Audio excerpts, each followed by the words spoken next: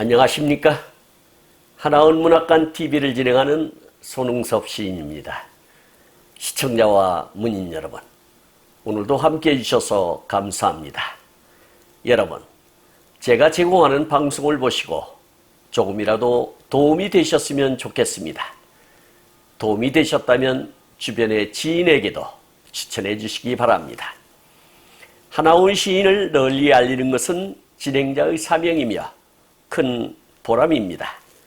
오늘 소개할 편지는 하나원 시인이 장복내 여인에게 보낸 존경하는 복내양이라는 제목의 편지를 소개하도록 하겠습니다. 이 편지는 1993년 11월 12일 장복내 여인이 발행한 나의 슬픈 반생기 455페이지에 수록된 글을 근거로 방송하게 됨을 알려드립니다. 존경하는 복내양, 베토벤의 로벤스 F장조 작품 50번의 휘날레 같은 서러움을 고독에 맺어봅니다. 바다가 있고 여기 산에는 진달래가 하늘을 태울 것만 같이 오성의 산에 피어 있소. 가신 소월 선생님의 진달래꽃보다도 더 서러운 것, 님 오시거든 피어라 진달래꽃. 한식의 소복 눈물 흘릴 적에 이렇게 읊어보았습니다. 이렇게 편지를 열고 있는데요. 여기서 베토벤이라고 하는 것은 루드비히 판 베토벤은 1770년 음악가 집안에서 태어났다고 합니다. 그의 할아버지와 아버지는 독일의 주요한 도시였던 본의 지방 통치자인 선제후 궁정의 전문 음악가였다고 하네요. 베토벤은 1770년에 태어났고 하이든과 모차르트가 여전히 살아있으면서 왕성하게 작곡 활동을 하는 동안에 성장했다고 합니다. 젊은 시절 그가 듣고 공부했던 음악은 형식면에서 엄격한 고전주의였다 할 수 있겠고, 그러나 그가 죽은 1827년은 19세기 내내 이어진 낭만주의가 만개한 시기였다 할 수 있겠습니다. 그리고 로맨스 F장조 작품 50번이라고 하는 것은 베토벤 로망스 제2번 F장조 작품 50번. 베토벤은 독주 바이올린과 과현악을 위한 두 곡의 로망스를 작곡했습니다. 풍부한 화성으로 잔잔하며 고요한 분위기의 지장조와 목가적이며 밝고 사랑스러운 느낌을 주는 F장조 두 곡 모두 합주적인 소품으로는 유일한 것이어서 베토벤의 작품들 중에서도 특별한 의미를 지니고 있는 곡이라 할 수 있겠습니다. 그리고 휘날레라고 하는 것은 행사의 마지막을 비유적으로 이름을 뜻하나 여기서는 오페라의 한 막이나 한 장 중에서 마지막 절정을 이루는 부분을 나타내기도 하는데, 오페라의 휘날레는 독창보다는 여러 명의 출연자가 함께 노래하는 앙상블을 포함하는 것이 보통이라 할 수 있겠습니다.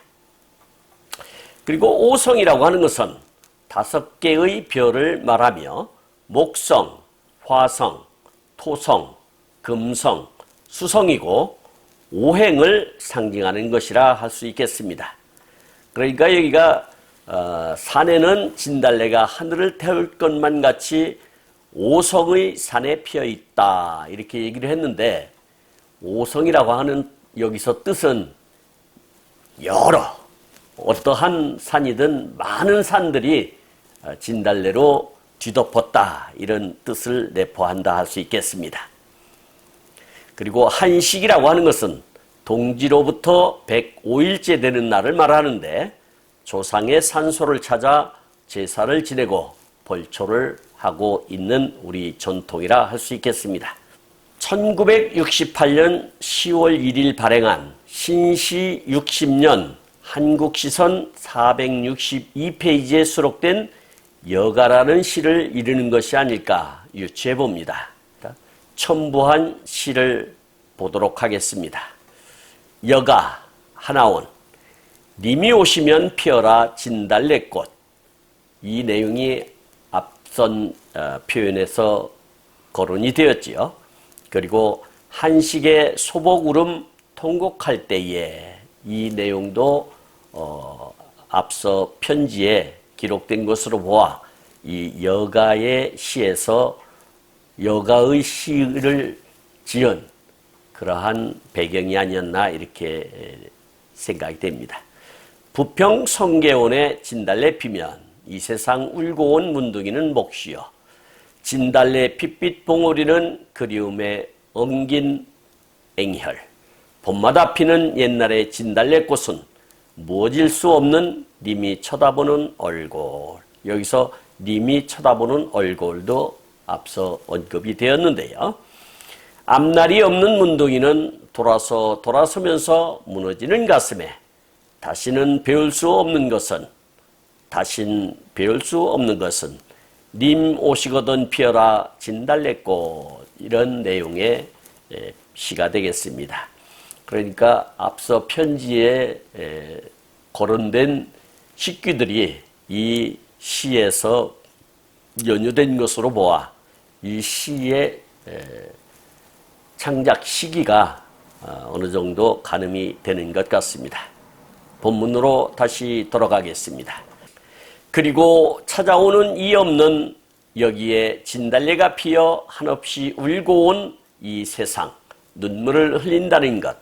그리고 온 진달래는 그리운 님의 쳐다보는 얼굴인 양 애달고 서러운 것. 앞을 바라볼 수 없는 나에게 옛날과 다름없이 곱게 피는 것. 해마다 보는 내 마음이 쓰리다는 것.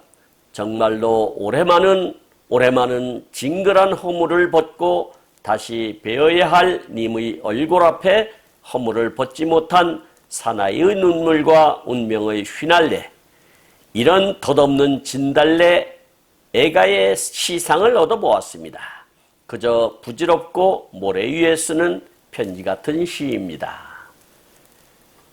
그러니까 이 여가라는 시는 하나원 시인이 성계원에서 있으면서 성계원 주변에 핀 진달래꽃을 보고 쓴 시인데 이게 장봉래 여인과 편지를 주고받던 그 시기에 써졌다라는 것을 우리가 알 수 있겠습니다. 다시 본문으로 돌아가겠습니다. 제가 뭐요? 우표 없는 편지는 아마 배달이 되지 않고 발신인에게 도로 보내는 것 같아요. 그래서 아마 편지는 저에게 오지 않고 복례양께 도로 갔을 거요. 그래서 이 우표는 도로 보냅니다. 그리고 그 편지가 한없이 보고 싶은데요.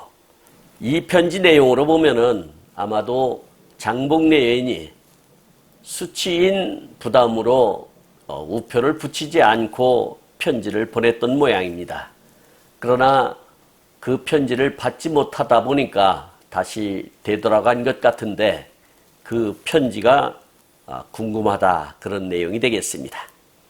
다시 본문으로 돌아가겠습니다. 요전 점심시간인가 봐요.